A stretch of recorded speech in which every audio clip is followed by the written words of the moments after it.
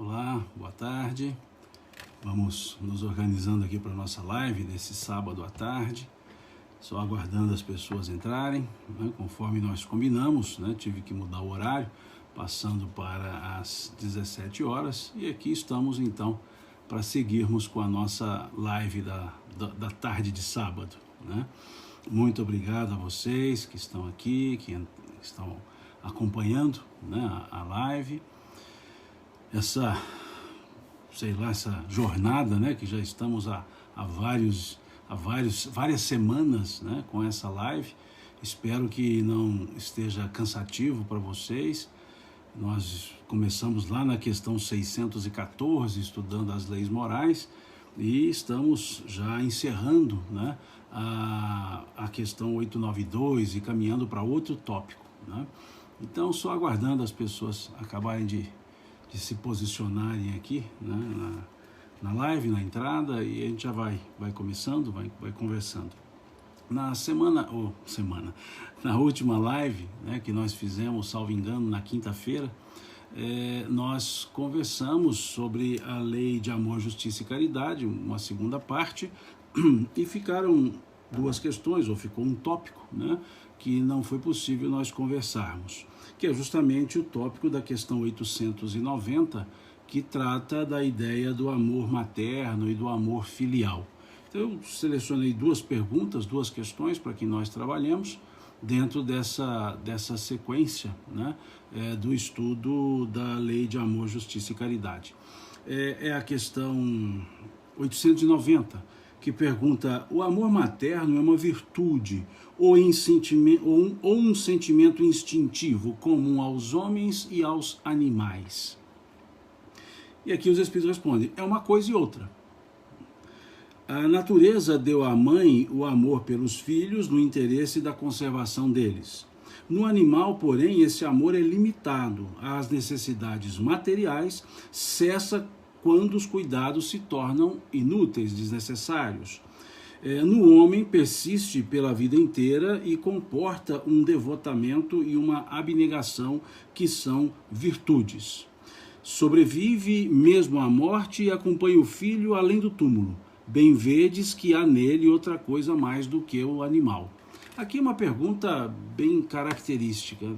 Se o amor materno, esse amor paternal, mas aqui trabalhando a ideia do amor maternal, se esse amor maternal, ele é algo de virtude, de construção, ou ele é apenas um instinto, como nós vemos o instinto de proteção dos animais ou nos animais? E eles respondem aos espíritos que é uma coisa e outra, ou seja, há um instinto nesse sentido, mas que há uma diferença enorme, uma diferença tamanha entre o amor maternal e aquele amor, digamos, de procriação dos animais, né? Em que sentido? Ele diz que nos animais, a mãe, por assim dizer, ela cuida dos filhotes enquanto há necessidades de manutenção.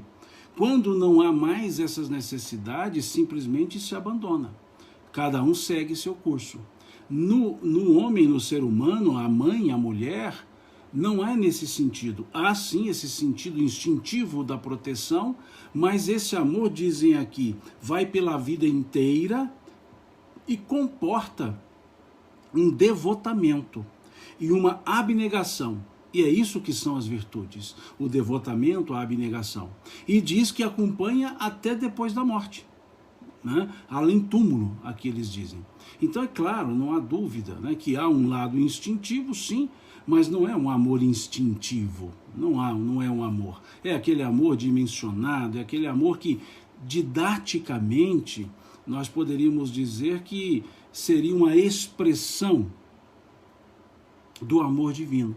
Seria uma expressão, em termos didáticos, obviamente, mas não no sentido absoluto, claro. Mas é para percebermos que esse amor não é algo simplesmente instintivo, não é porque houve a progenitura e por isso o amor. Não. É da natureza, sim, mas o amor materno, ele não é instintivo. necessariamente ou unicamente. Tem lances instintivos, mas ele é uma virtude. Ele é um desenvolvimento. É o amor que nós chamamos de amor de doação. O que é o amor de doação? É aquele amor que para ser amado não precisa... Desculpe-me, é aquele amor que para amar não precisa saber que se é amado. A mãe, para amar seus filhos, não precisa saber que é amada pelos seus filhos.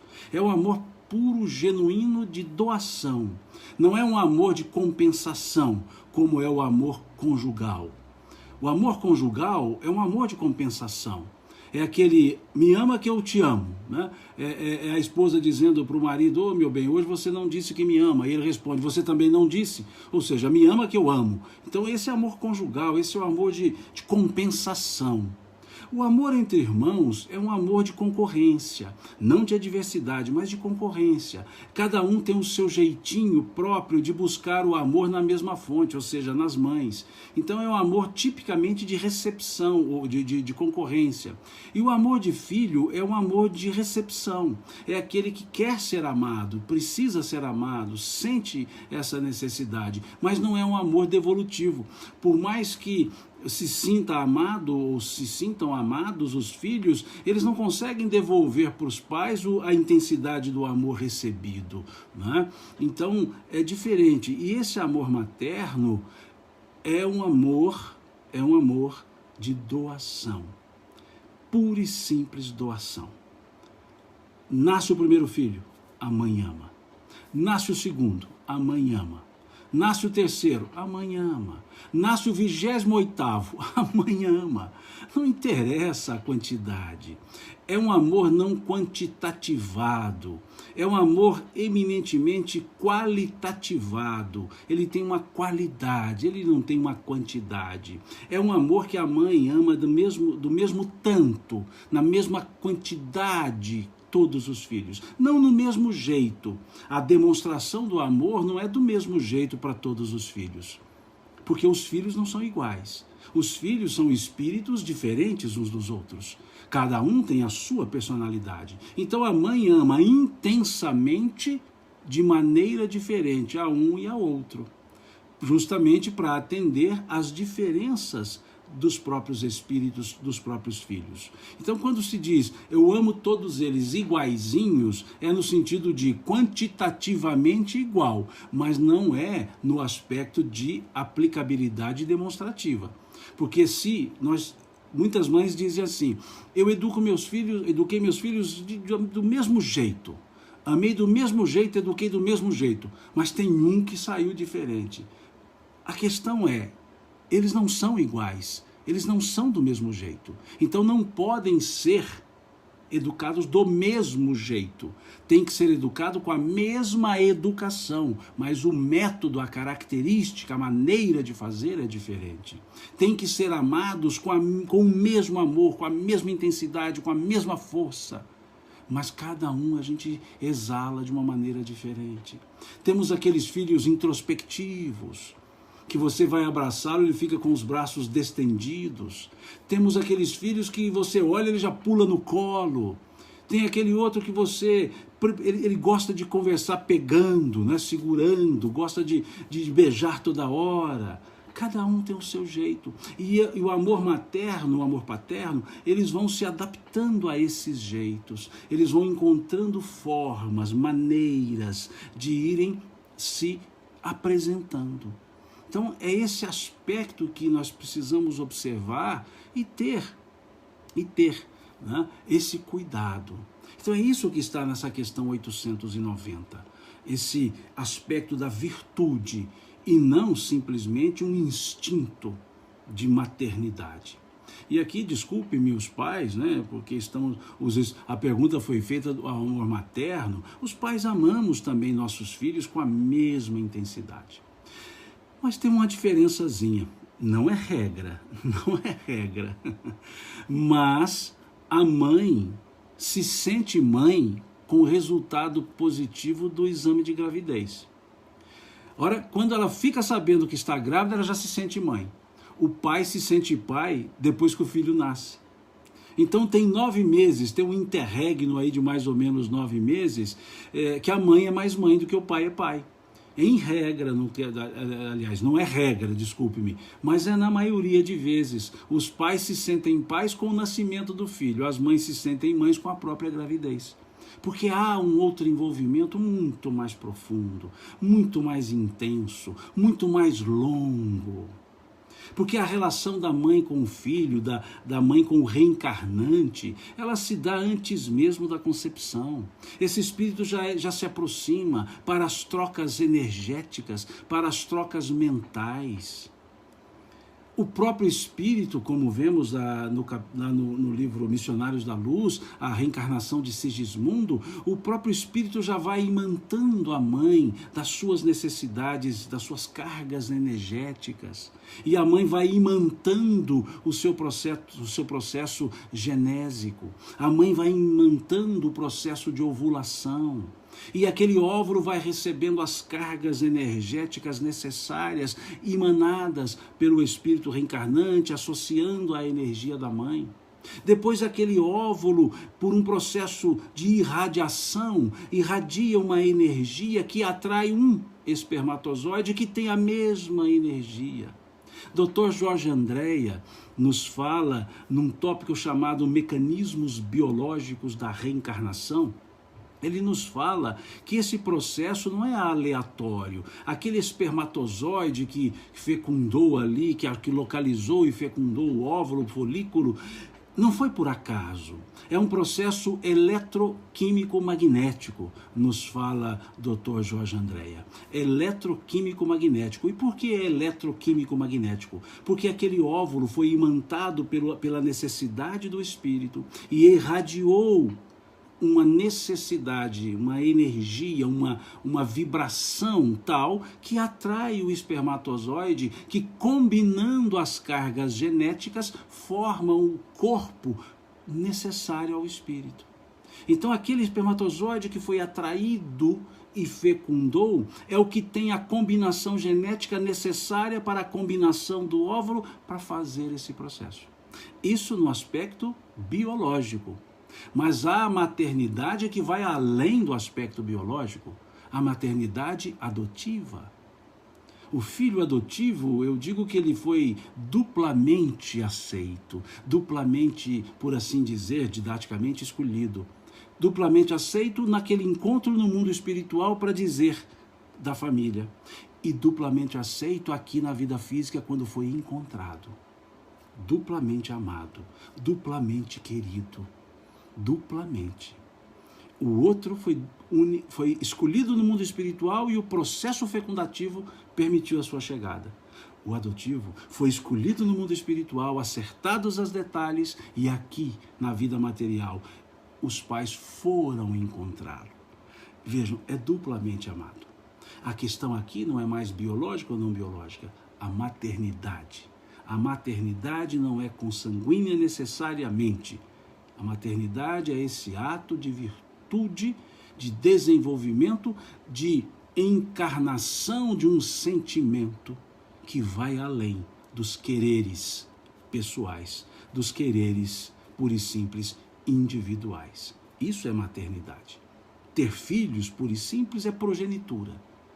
Mas maternidade é um pouco mais. Aliás, é bem mais. E nós, os pais, exercemos sim a paternidade. Mas um dia nós vamos desenvolver melhor esse sentimento. Nós, homens, nós não temos a mínima ideia. Nós não temos a mínima noção do que é a maternidade. Pensemos uma coisa só. Nós, homens, temos a noção do que é um processo amamentatório? Nós temos noção do que é essa troca energética entre mãe e filho num processo chamado amamentação? Será que nós entendemos o quão difícil é o processo inverso, a desamamentação? Será que nós já percebemos isso? Será que nós, homens, sabemos disso? Sabemos o difícil que é aquela sensação de perda? Perda em que sentido? Perda de uma utilidade? Porque até aquele momento o filho alimentava-se para a vida pela mãe. depois ele não mais precisa da mãe, nesse sentido da amamentação. E aí há um corte, uma ruptura. Nós temos noção do que é o corte de um cordão umbilical?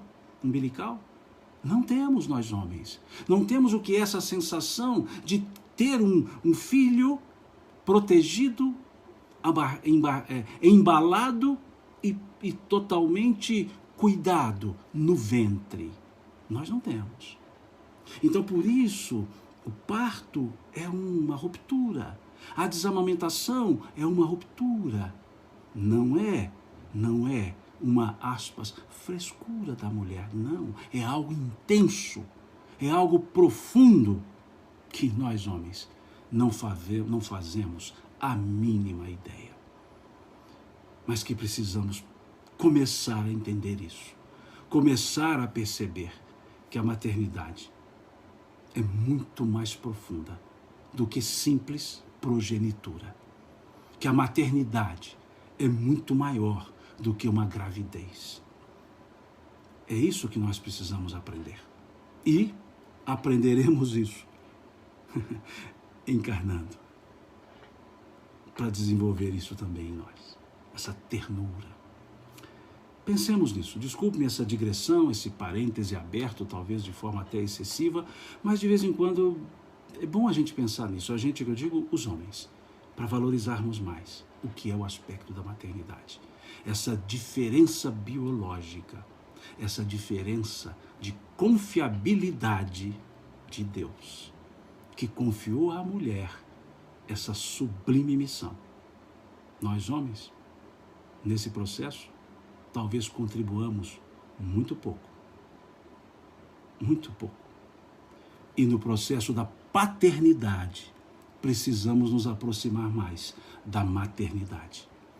Precisamos ser mais entendedores que a paternidade não é simplesmente a progenitura. A paternidade não é só a manutenção, não é só o provimento. A maternidade é o acompanhamento, é a solidariedade, é a cumplicidade, é a distribuição do amor, tal qual materno, para os filhos que se nos chegam. Nunca teremos na encarnação ex-filhos, quando entendemos a maternidade e a paternidade responsáveis. Desculpe mais uma vez esse parêntesezinho, essa abertura, desculpe-me, só porque isso é importante, né? A questão 892. Os pais que têm filhos que lhes causam desgostos não são desculpáveis pelo fato de não lhe dispensarem a ternura a quem teriam direito em caso contrário? Isso é uma pergunta que, de certa forma, dói. De certa forma, dói. Pai e mãe observarem os filhos que causam desgostos. O desgosto nunca diminuirá o amor. O desgosto nunca afetará a maternidade e a paternidade. Mas, o filho refratário aos ensinos, que se envereda por caminhos difíceis, dói aos pais. Mas não são necessariamente falências da maternidade e da paternidade. Não necessariamente. Não necessariamente pode-se aplicar a ideia que se o fruto não foi bom, a árvore não era boa. Não podemos usar isso. Porque muitos pais e mães dão o melhor, dão o máximo, fazem o máximo. Mas podem não lograr êxito pela refratariedade dos filhos e não pelo amoletamento dos próprios pais. Mas vejamos o que os Espíritos respondem. Os pais que têm filhos que lhe causam desgostos não são desculpáveis pelo fato de não lhe dispensarem a ternura a que teriam direito em caso contrário? E eles respondem, não.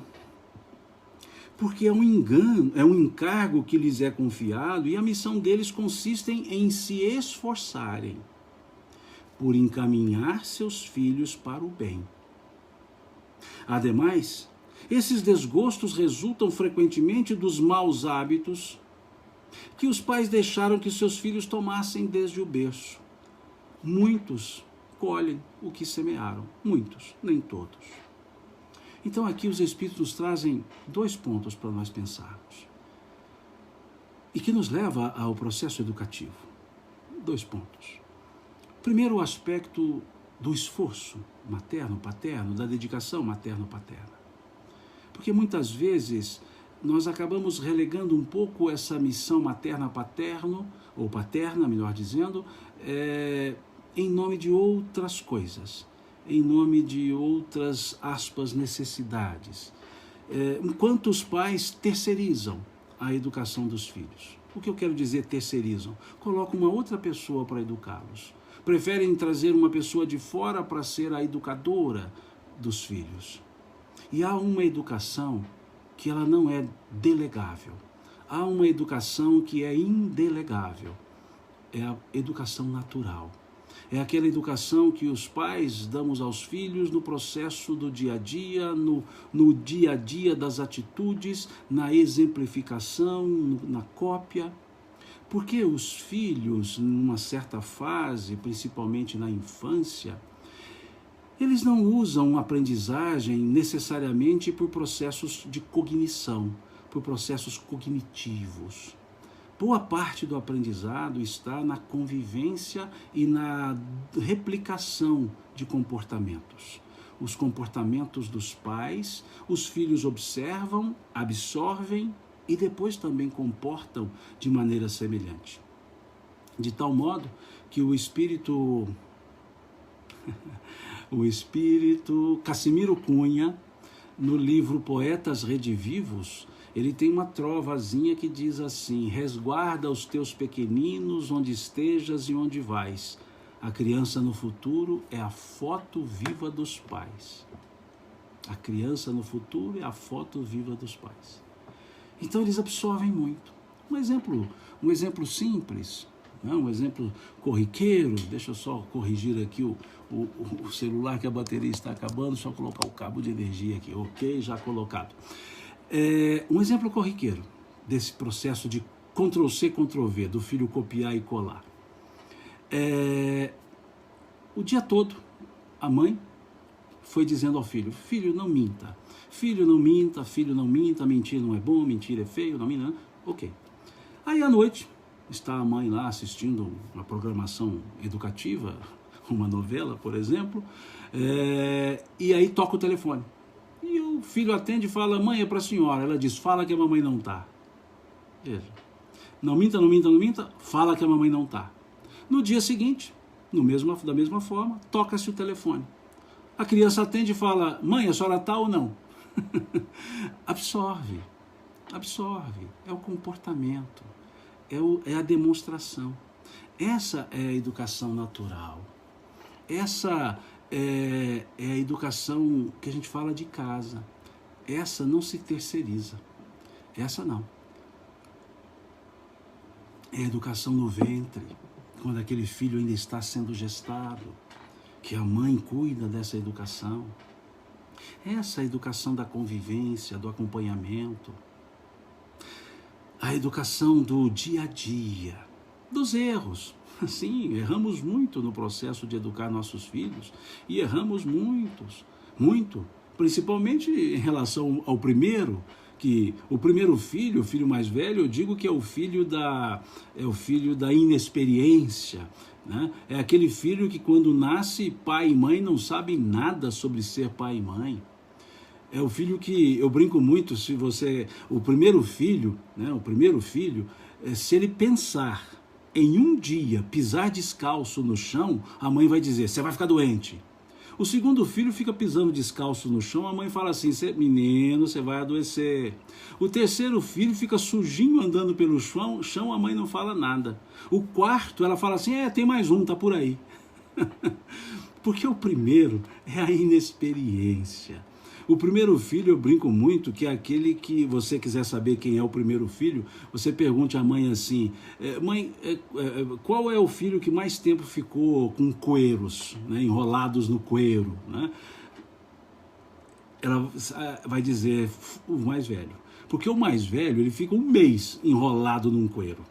O segundo filho já nasce, a mãe já coloca ali uma roupinha, né? O terceiro filho nasce, a mãe já coloca uma camiseta cavada, Los Angeles Lakers, Chicago Bulls, né? New York Knicks, já coloca essas camisetas. Mas o primeiro, dizem que a criança leva um mês para ver as mãos. O primeiro filho talvez, porque ele fica enrolado em um coeiro tanto tempo que ele mal sabe que tem mãos. E de repente, quando tira o coelho, ele olha as mãos e fala, nossa, olha, é minha, eu tenho isso. É inexperiência total. E aí nós vamos aprendendo nesse processo. É um aprendizado. E aí erramos por mais, por menos, né? Damos banho de mais, damos banho de menos. É a fase, é o primeiro. O segundo filho já tem uma certa experiência e ali vai ajustando. O terceiro, da mesma forma, o caçula, e assim vai. E de caçula até que eu entendo, eu sou o caçula.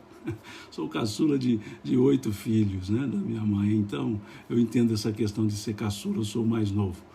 Bom, mais novo com esses cabelos brancos já dá para entender a idade do mais velho, né, mas tudo bem.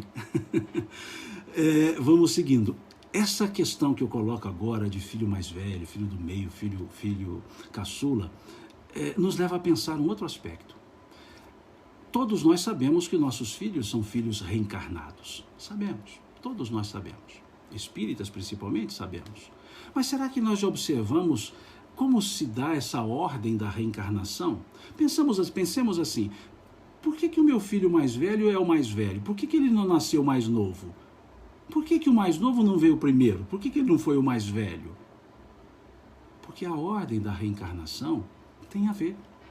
Tem a ver com os processos, por assim dizer, costumeiros que nós temos para educar. Não é regra, não é regra, não é. Mas como é que é normalmente o filho mais velho? Dada essas questões todas da inexperiência, o filho mais velho é aquele filho um pouco mais introspectivo, é aquele filho mais assim, sóbrio nas questões, é aquele filho que desde criança a mãe já dá uma prepositura para ele, né? É aquele filho, aquela filha que quando a mãe ou o pai vão sair, diz assim, cuida dos seus irmãos, toma conta dos seus irmãos, é a filha que vai ajudar a mãe nos afazeres da cozinha, veja, há uma característica um pouco mais integral de relacionamento. É aquele filho que se a mãe está na sala recebendo visitas e ele chega correndo na sala, a mãe dá aquela olhada de canto de olho e ele já olha para baixo e sai caladinho. É aquele que pode até não ser muito inteligente, mas é dedicado, é mais esforçado. Normalmente é assim, não é regra, normalmente é assim. Como é que é o filho do meio? Nós dizemos que o filho do meio costuma ser muitas vezes o filho da comparação, quer dizer, o segundo filho, o filho da comparação. Em que sentido? A mãe muitas vezes diz assim para o filho mais novo, lá, o do meio, o segundo, diz assim, o seu irmão mais velho na sua idade não fazia desse jeito, o seu irmão mais velho na sua idade já tinha passado de ano, o seu irmão mais velho na sua idade já ajudava, o seu irmão mais velho... E ele olha para o mais velho assim, né? E qual é a tendência do... Não é regra, pelo amor de Deus, mas qual é a característica desse filho do meio, desse segundo? Ser o oposto do mais velho. Porque só se comparam os semelhantes. E se ele for completamente diferente, não haverá comparação. Então, nesse sentido, não é regra, se o filho mais velho é introspectivo, o filho mais novo do meio ali, o segundão, ele é mais extrovertido, o mais velho é introvertido. O filho do meio é aquele que a mãe está recebendo visita na sala, e ele chega correndo, a mãe olha com aquele canto de olhar e eles dizem assim para a mãe, por que você está me olhando desse jeito? O mais velho sai caladinho, o do meio diz assim, por que você está me olhando desse jeito? O mais velho, a mãe chama a atenção, ele se silencia, abaixa a cabeça. O do meio, não é regra, mas o do meio diz assim, que isso, mãe? Pega leve, no stress, né? Estressa não, mãe. Não é regra. Como é que são normalmente os caçulas? Como é que são os caçulas? A gente diz que o caçula é aquele que mantém o apelido para a vida inteira. É o Inho. Aí a mãe chama o Joãozinho. E chega o Joãozinho, 2 metros de Joãozinho, e ainda é o inho. O caçula não pode ver um colo de mãe vazio. Se vira o colo de mãe vazio, ele senta. Não interessa a idade da mãe, não interessa a idade dele. O caçula adora ver com as mãos. O caçula adora ver segurando. O caçula é aquele que fala assim, deixa eu ver, e segura. O caçula gosta do toque. E por que normalmente é assim? Porque já um na frente, 2 na frente. O mais velho, íntegro. Como é que o caçula vai ser íntegro se já tem um íntegro? O do meio todo articulado. Como é que ele vai ser articulado? Se o do meio está todo articulado. Então o caçula é aquele que busca pelo jeitinho, pelo carinho. Mimoso, alguns dizem, mas é aquele que vai lá com jeitinho. Mas não é bobo, não é bobo. O irmão mais velho vai sair de casa à noite, né? E aí o caçula olha, novinho, olha para o mais velho e fala assim, onde você vai? Eu vou sair com meus amigos. E ele fala assim, eu quero ir com você. E aí o mais velho fala, que isso, eu vou te levar? Você é um pirralho, você é um menino, não vou te levar de jeito nenhum. E aí o caçula olha e fala assim, se você não me levar, eu falo para a mamãe que você matou aula ontem. E aí o mais velho fala assim, vamos. É aquele esperto que sabe colocar-se no lugar. Ele sabe lidar com os que estão na frente. É aquele paciente, né? A mãe chega com um presente em casa, um tênis, e aí o caçula olha e fala, oba, presente. E ela fala, é para o seu irmão mais velho. Eu falo, eu sei, e é para ele, só que ele vai ganhar esse e vai liberar o dele para mim. É aquele do já te vi, né? Ou seja, usa a roupa do mais velho, né? Ele se acostuma. Então, normalmente, é um filho que se adapta fácil, vai buscando, né? Então, integridade, abraça o filho com os braços estendidos. O do meio você vai abraçar, ele dá o tapinha nas costas. O caçula você vai abraçar, ele gruda, ele agarra. Não é regra, pelo amor de Deus. Em maioria de vezes. O filho único, alguém aqui perguntou, filho único. O detalhe de ser filho único não é ser filho único. O detalhe de ser filho único é ser filho único de pais de filho único. Porque os pais de filho único é que acabam dando um processo educacional apartando esses filhos do mundo. Eles são únicos naquela família, único como filho naquela família, mas não são únicos no mundo. Então é preciso educá-los no processo para mostrar que existem mais filhos no mundo. E não um processo exclusivista de tudo ser dele.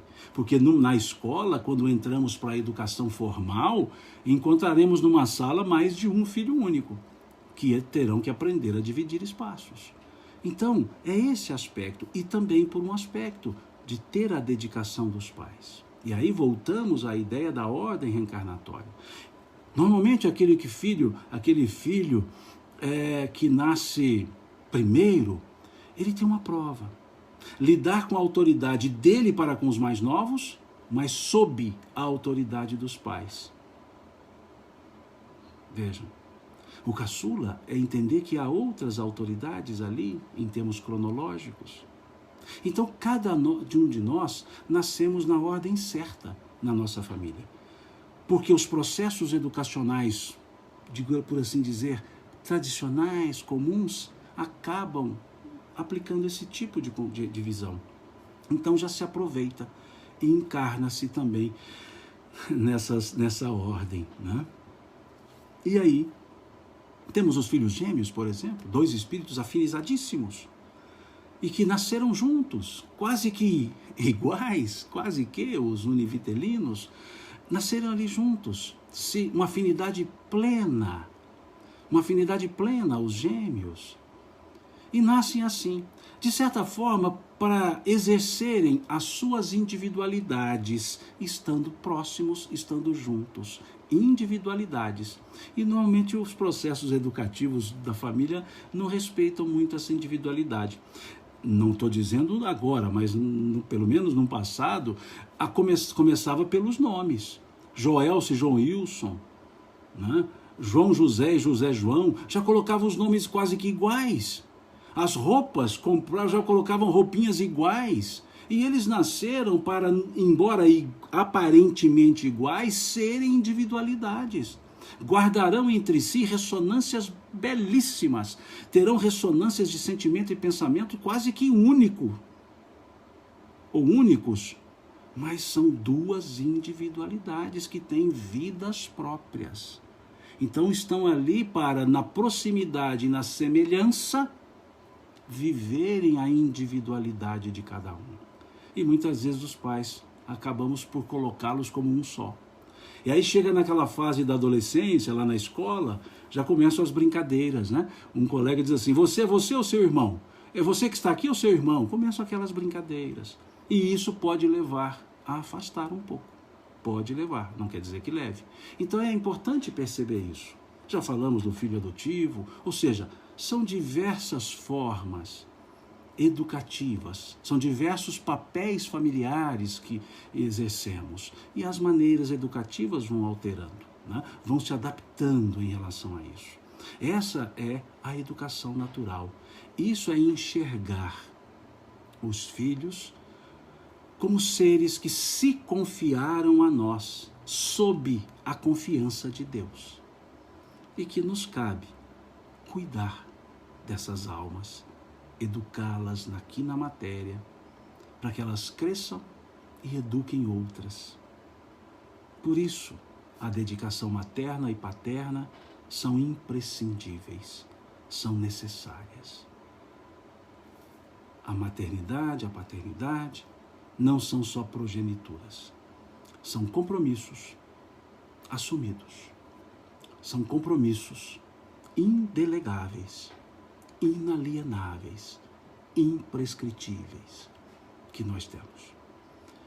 Isso precisa ser muito bem pensado, para que nós possamos seguir essa missão da maternidade e paternidade aqui na Terra. Pensemos nesse aspecto. Tudo isso em função dessa questão 892. Mas vamos voltar a ela, porque senão nós vamos fazer uma digressão que acabamos não sendo digressão e torna-se quase que um afastamento da questão.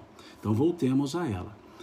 Os pais que têm filhos que lhe causam desgosto não são desculpáveis pelo fato de não lhe dispensarem a ternura a que teriam direito em caso contrário? Não, porque é um encargo que lhes é confiado e a missão deles consiste em se esforçarem por encaminhar os filhos para o bem. Bom, então temos que nos esforçar e observar, o restante da pergunta, se esses desgostos não advieram dos maus hábitos que os próprios pais permitiram desenvolver os filhos, né? E isso nos leva a uma questão do livro O Consolador. Isso nos leva à questão 190 do livro O Consolador. E uma pergunta que vale a pena a gente ler, né? Diz assim, tem muito a ver com essa questão 892 do Livro dos Espíritos. Aqui o Alan está dizendo para deixar gravado no YouTube. Alan, toda live eu subo para o YouTube. Assim que termina, eu subo para o YouTube. Fica lá no canal do YouTube, certo? Dá uma entradinha lá, né? Como dizem as pessoas, curta, né? Se inscreva, curta, acione o sininho. Eu fico todo sem jeito quando falo isso. Mas fica lá no YouTube sim, tá? A questão 190 do livro O Consolador. Quando os filhos são rebeldes e incorrigíveis, impermeáveis a todos os processos educativos, como devem proceder os pais?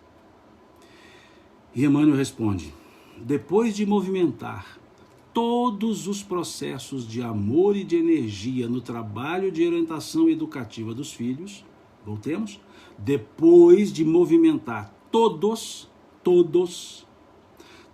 os processos de amor e energia no trabalho de orientação educativa dos filhos, é justo que os responsáveis pelo instituto familiar, sem descontinuidade da dedicação e do sacrifício, esperem a manifestação da providência para o esclarecimento dos filhos incorrigíveis, compreendendo que essa manifestação deve chegar através de dores e de provas acerbas, de modo a semear-lhes com êxito o campo da compreensão e do sentimento. E aí a questão seguinte, a 191 do livro Consolador, pergunta-se a Emmanuel: como poderão os pais despertar no íntimo do filho rebelde as noções sagradas do dever e das obrigações para com Deus Todo-Poderoso, de quem somos filhos?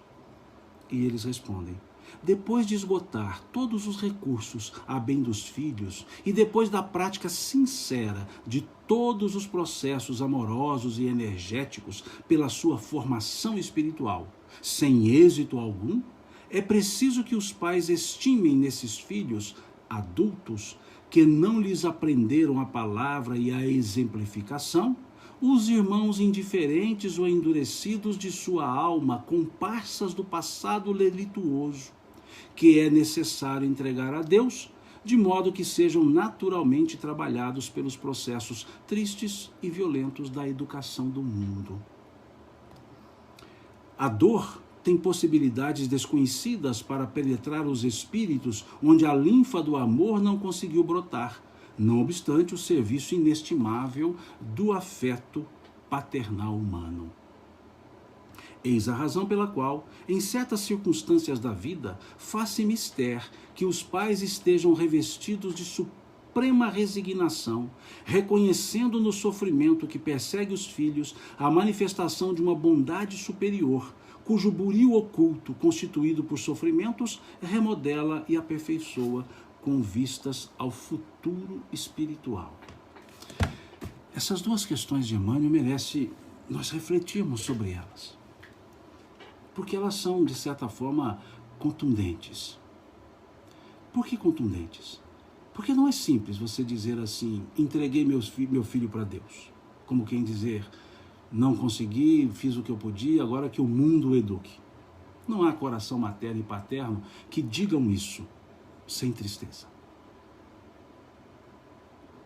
sem uma dor, porque amamos nossos filhos. Amamos sobremaneira, amamos incondicionalmente. Mas o Espírito Emmanuel, ele chama atenção para um ponto. Muitas vezes, a refratariedade desses filhos se encontra explicações nas convivências nossas do passado. Podemos, no passado, não necessariamente numa última encarnação ou em outras encarnações, termos sido desafetos ou comparsas. E aí há uma refratariedade natural ali, como que uma disputa, como que um cabo de guerra, cada um puxando para o lado. Então Emmanuel diz que nesses casos nós temos que redobrar os cuidados, temos que aumentar a amorosidade, a dedicação, mas pode chegar num ponto que, apesar de tudo isso, apesar de toda a dedicação, apesar de todo o esforço, apesar de todo o amor, apesar de tudo isso, os filhos ainda se tornarem refratários e buscarem um caminho não agradável, um caminho não justo, não bom. E nesse caso, Emmanuel, então, em outras palavras, diz: deixa por conta da providência. Nesse caso, a educação do mundo vai fazer efeito. E aqui ele escreve, estou apontando aqui, eu já tirei o livro, estou apontando para o livro, já tirei aqui da frente. Nesse caso, ele escreve que muitas vezes a dor tem um efeito educativo muito mais profundo. E para esses casos, pode ser que sim, precise que a providência haja. E ela age com uma forma mais coercitiva, uma forma mais assertiva, para acordar por vias da dor aquele que por vias do amor não se reajustou. Mas não vai diminuir o sentimento paterno e materno. Mas é preciso que pelo menos entendamos que foi feito o melhor, que pai e mãe deram o melhor que podiam, que pai e mãe fizeram o mais que podiam e continuarão fazendo, limitados à individualidade do filho adulto. limitado à individualidade do filho adulto. Desculpe a gente ter esse tom, essa ideia, mas é importante nós refletirmos sobre isso e percebermos o quão grande é a nossa importância, né? Os pais, e quão importante a educação natural, a dedicação. O apóstolo Paulo, na sua carta aos Filipenses, se eu não estou enganado, acho que sim, aos Filipenses, acho que sim, não garanto. Se não for aos Filipenses, é aos Colossenses. Mas se não for, leia todas as cartas de Paulo, que vai valer a pena. Mas eu creio que seja assim aos Filipenses e, salvo engano, lá no capítulo 4, salvo engano. Pode ser que eu esteja enganado. Mas ele diz assim: se tua tarefa é educar, haja dedicação a isso. Em outras traduções, se tua tarefa é ensinar, haja dedicação ao ensino. Dedicação, né? Estar presente. Dedicar, estar ali junto, né? Hashtag tamo junto, né? Mais ou menos assim, né? É esse o aspecto, né? E a educação natural. E a educação natural nunca pode ser dissociada do amor. Do amor. Não o amor exigente, o amor materno, amor paterno, o amor que só ama, o amor que só sai, que tem limites, que aliás que impõe limites aos filhos, porque a educação é assim. Teve alguém que perguntou, dando exemplo aqui, o filho pródigo. Sim, muitas vezes a prodigalidade nasce da falta de limites. Então a educação materna e paterna, ela precisa estabelecer limites. O limite do meu, do seu, do nosso, né? Esses limites precisam ser estabelecidos. Não é um estabelecimento de imposição, é uma construção de lógica, de bom senso, que há limites. Nós já estudamos isso na Lei de Liberdade. E isso nós precisamos passar para os nossos filhos. Aqui o Moreira está dizendo Romanos 12:7. Né? Então, é esse aspecto. Obrigado, Moreira. Está colocando aqui a citação Romanos 12:7, para a gente dar uma olhada lá. Esse aspecto da dedicação ao ensino. Então é preciso que nós coloquemos esses limites, e que sejam construídos a cada idade, a cada faixa etária. Vamos estabelecendo alguns limites e vamos liberando alguns limites. Num primeiro momento é quase que limite absoluto, mas depois nós vamos construindo. À medida que os filhos vão desenvolvendo, vão assumindo responsabilidades, obviamente os limites vão se ampliando. Então, é preciso que nós assim pensemos, é preciso que assim façamos, é preciso que assim nos dediquemos. É isso então que nós vemos aqui, a questão desses dois pontos. E tem mais uma questão, que é a 891, que aí nós encerramos esse tópico e encerramos a Lei de Justiça, Amor e Caridade. E amanhã começaremos o da perfeição moral. A questão 891 diz assim: visto que o amor materno está na natureza, por que há mães que odeiam os filhos? E isto muitas vezes desde o nascimento ainda. Quantos casos nós temos de infanticídio? Quantos? Desprezos. Existem. Por isso que eu digo, ou disse, que maternidade não necessariamente é sinônimo de progenitura. Toda maternidade advém de uma progenitura, mas nem toda progenitura gerará o sentimento de maternidade. Então é preciso que nós pensemos nisso, né? E aqui vejam a resposta. Algumas vezes é uma prova escolhida pelo Espírito, que é o Filho, ou uma expiação, se ele mesmo foi mau pai ou mau mãe, ou uma mãe perversa, ou mau filho em outra existência. Em todos os casos, a mãe má não pode ser animada senão por um espírito mau, que procura criar embaraços ao filho, a fim de que sucumba na prova que buscou. Mas essa violação das leis da natureza não ficará impune, e o espírito do filho será recompensado pelos obstáculos que haja superado. Aqui eles deixam muito claro esse processo. Na família, nessa relação familiar, nós não temos somente espíritos afins no sentido de afinidade bondosa. Nós temos os espíritos que se afinizam na maldade. Nós temos espíritos que são inimigos do passado.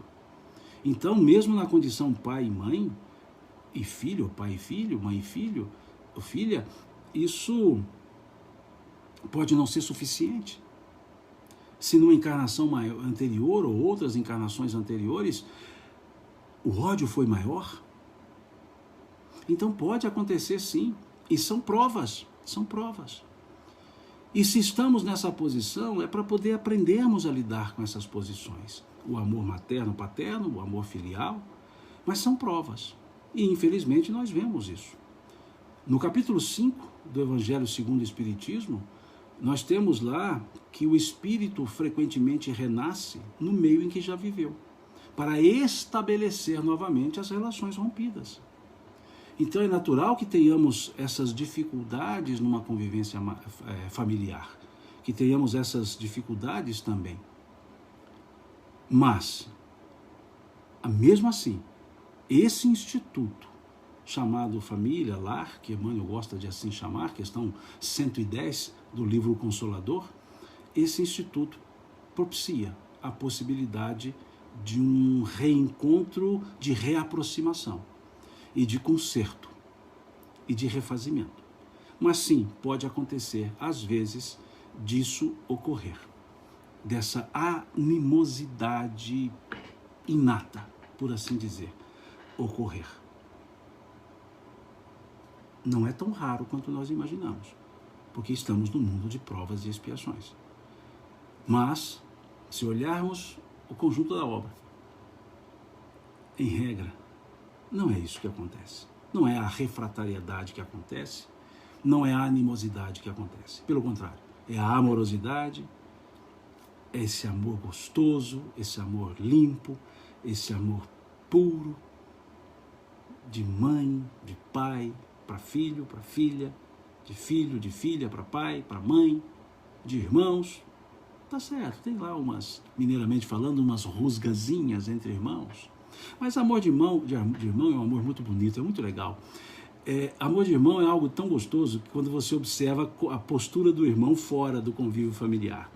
Por exemplo, o irmão tem um amigo e chega para o amigo e fala assim: nossa, mas o meu irmão é chato demais. Nossa, o irmãozinho chato que eu tenho, pelo amor de Deus, vai ser chato. Aí o amigo fala assim: realmente, seu irmão é muito chato. E aí ele vira para o amigo e fala assim: por que você está falando que o meu irmão é chato? Ele fala: porque você está falando que ele é chato. Não, mas ele é meu irmão, não é seu. Quer dizer, eu posso achar, você não pode. Porque se amam. São amores.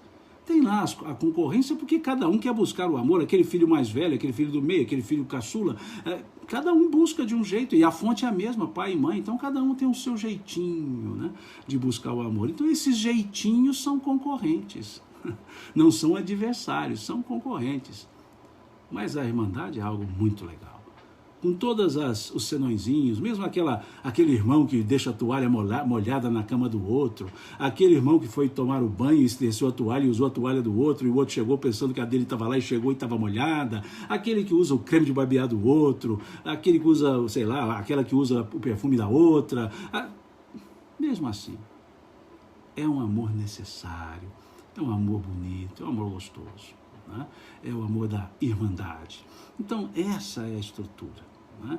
E é aqui que nós estamos nos elaborando, né, para esse nosso crescimento. Tá certo? Paramos por aqui e com isso encerramos o capítulo 10 da Lei de Justiça, Amor e Caridade. E amanhã, se vocês ainda se animarem, amanhã nós seguimos, né, com a nossa live, que a proposta foi estudar o livro 3º, e amanhã começaremos então da perfeição moral, que é a questão 893. Eu até havia colocado na live, no aviso lá, no convite, para a live de hoje, que seria a perfeição moral. Mas depois, quando eu abri o livro aqui, que eu vi que 2 questões do último assunto nós não havíamos trabalhado, né? 3 questões, essa da maternidade. Então, por isso acabou não sendo assim. Mas amanhã nós faremos. E amanhã eu estou propondo, estou propondo para que seja às 10 horas. Normalmente a gente faz às 9h30, e eu até faço 9h30, porque tem um grupo aqui que diz que, e eu também gostaria e gosto, que às 10h30 tem outra live para assistir, tem que acompanhar, então, mas dessa vez amanhã eu não posso, eu tenho um compromisso que eu não posso faltar a ele, e ele se encerra por volta de 9h45. Então eu não consigo, né? E é um compromisso que eu não posso faltar. Então, às 10 horas amanhã, né, nós faremos a live, começando aqui na questão 893, perfeição moral, ok? Fica aqui o convite para quem puder, quem quiser, quem se animar, né? Os heróis da resistência, se assim quiserem continuar amanhã, então, às 10 horas, nós seguiremos com o estudo da perfeição moral, falando sobre virtudes, vícios, paixões. São temas muito interessantes que a gente vê aqui, né? Nesse tópico, ok? No mais, muito obrigado a vocês por ter acompanhado hoje, né, essa live, por ter estado aqui conosco. Muito obrigado a todos vocês aqui do Facebook, do Instagram, que seguem, que fazem essa cordialidade, né, de seguir conosco essas lives, tá certo? Deus abençoe a cada um, tenha um bom sábado, um bom final de semana e até amanhã, se Deus quiser. Deus lhes pague.